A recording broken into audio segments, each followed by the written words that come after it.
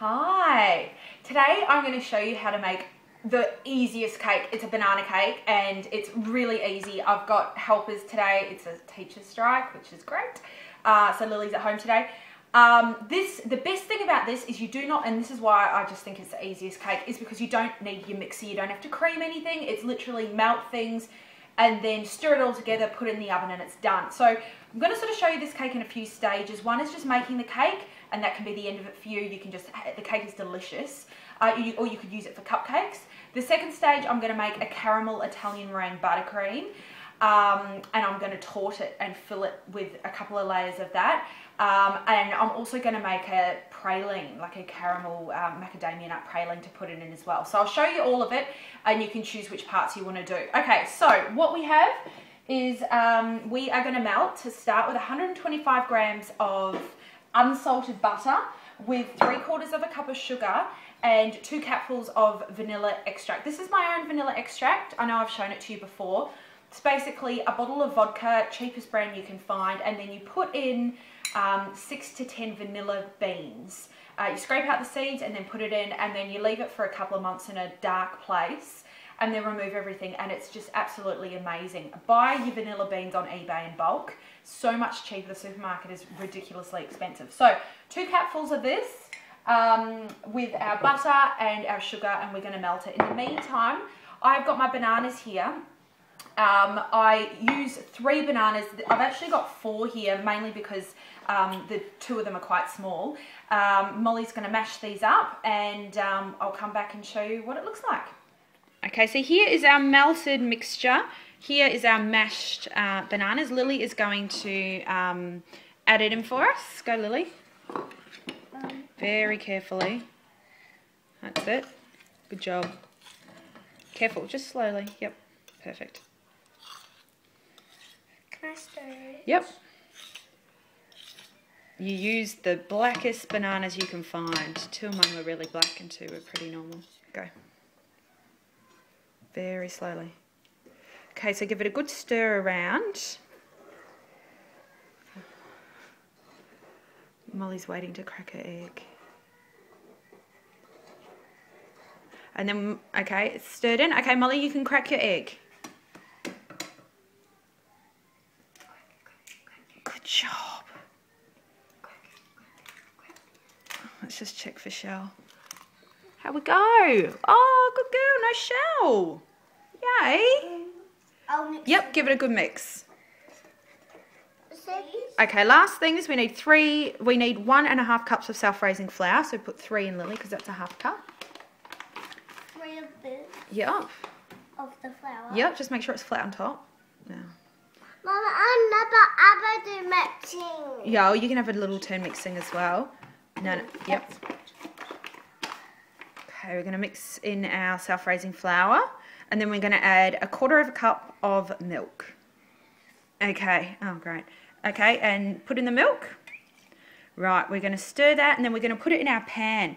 Now, I've fully lined my pan. I never trust anything except baking paper. So we're going to put it in the pan. Okay, so that's our mixture. It's all lumpy because it's got all the banana in it. Now, just leave it. Just leave it. We're going to put it in the oven for, oh, look, it's supposed to be about 45 minutes on 180. My oven's really bad, so I'm guessing it'll be over an hour. But just keep checking it, and when a skewer inserted comes out clean, you'll know your cake is done. Okay, so next up we're going to make the caramel sauce, which is going to be mixed with our Italian meringue buttercream. So in here I have 50 grams of unsalted butter, 150 of brown sugar, and 150 of cream. Absolute heart attack material. So I'm going to mix this up, and basically once it's all melted, it'll thicken upon cooling. That'll be it. I'm just going to transfer it into a jar, and by the time I'm ready to sort of torte my cake and fill it, that's going to be easy to add to the Italian meringue buttercream. Okay, so you can see that that's almost brought to the boil. Once it's fully bubbling, I am just going to let it simmer for a few minutes. Okay, that caramel sauce is ready to go. Okay, so here is my caramel. This is just a caramel sauce. It's not actual caramel. and that's going to thicken, and we're going to add that to our filling. Now the next stage, and this is obviously something you can omit as well, is I'm going to make a praline. So praline is basically nut and caramel. I have these toasted macadamia nuts that I was making a pesto the other day, and I just had them left over, so I'm going to use macadamia nuts, which I had toasted on a pan, but I mean hazelnuts, or I don't know, whichever sort of nuts you want, I guess. To start with, I've got my pan. I'm going to just add in some sugar. I'm literally just going to add it in, and then I'll show you what to do while we cook it. The most important thing is don't stir it. You've just got to be patient. Don't walk away, because it takes like a second once you get there for it to start burning. If you've got little crystals around the side, you can get a wet brush and just brush around it, because the thing is, if you start mixing around your sugar too much, as it starts, you know, boiling, and if it takes a crystal off the side of the pan, it can all go into a massive clump and crystallize, and it is really frustrating. So do not touch it, just let it bubble away, and be patient, and you'll know once it turns the golden color that it's ready. Before then, I'm going to prepare my tray. I'm going to put some baking paper down and sprinkle my nuts on it, so that once I finish my caramel, I just have to pour it over. Okay, so here's my baking tray. I've lined it, I've put my nuts in, and that's how much sugar I've got. So it's sort of a decent amount. Okay, so the sugar was boiling for a bit, and probably about 2 minutes, and then I've just added half a cup of water. So now it's really bubbling away, which is good. And I'm just going to keep waiting and be really patient until it turns brown. Okay, so it's all bubbling now, but it's still clear. So I know sometimes in that light it doesn't look clear, but it is. Okay, still bubbling away. It's been at least 5 minutes. It's not, there you go. So it's still not brown yet. Just got to keep waiting and being patient.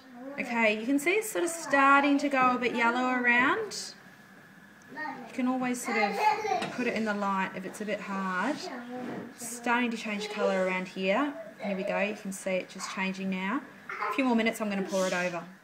Okay, so yep, it's definitely starting to go brown. I'll probably give it another, there you go, it's getting darker and darker. Girls, you've got to move away. So, Oh, that's so hot. I don't think that's done. So you can see I poured some of it on. It's a bit brown, but it's not quite golden, so I'm going to give it a bit more time. Okay, I just want to show you the cake. So it's just come out of the oven. See how it's nice and springy at the top. See how as well the other trick is that it's started to come away from the edges. So that's the, you know, two of the things, and then you just, you know, test it. It's out clean. That smells so delicious. Now, unlike mud cakes where you let them rest in the tin until they're cold, I'm going to give that like 5 minutes in the tin, and then I'm going to turn it out because it is still going to cook a little bit because the tin's so hot. Here's my praline here, which I just tried a little bit. It's really delicious. It has sort of, some parts are sort of darker, some parts are too light, but anyway, it's still a sugary, nutty mix, and I'm sure it'll taste great once I blend it up. So this is my praline. I'm just, you know, going to break it up, chuck it in my food processor, and then I'm just going to turbo it for a bit and just make it into a really yummy crumb. I'm using my Thermomix, but, you know, any food processor will be fine. Okay, so I'm just making a half batch of Italian Meringue Buttercream. That's almost ready to add into that, and I'll show you what it's like when I've finished. Okay, I just want to show you a little trick. See, if you look at my Italian Meringue Buttercream, see how it's curdled and it just looks a bit yuck? That is because my butter wasn't the same temperature. I didn't put it in the microwave. I just thought I'd give it a shot. I'm going to show you what to do. If it is like that, what you need to do is you need to get your kitchen rag, like your, you know, your chucks thing, and put it in hot water, and then put your mixer on again and put your cloth around it. So you're basically heating up the bottom of it, and just hold it there and it will all come together.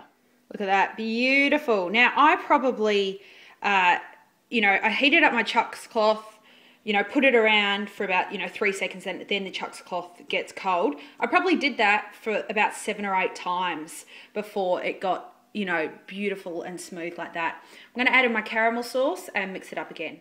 Okay, so I've added pretty much all the caramel and given it a really good whip. You've got to be careful because you're adding, you know, when you add a lot more liquid and it can ruin the consistency, but that's still stiff enough to stand there, and it's really, really yummy. So I'm going to layer my cake and fill it. Okay, so I've just put my caramel icing on top of the first layer. I'll get rid of the crumbs. And then this is my crumbled up praline. I did turbo it a bit too much. I don't think it should really be that fine. Anyway, it's a nice crunch. I'm going to sprinkle that over this layer, just, you know, so it's nice and crunchy in the middle. And then I'm going to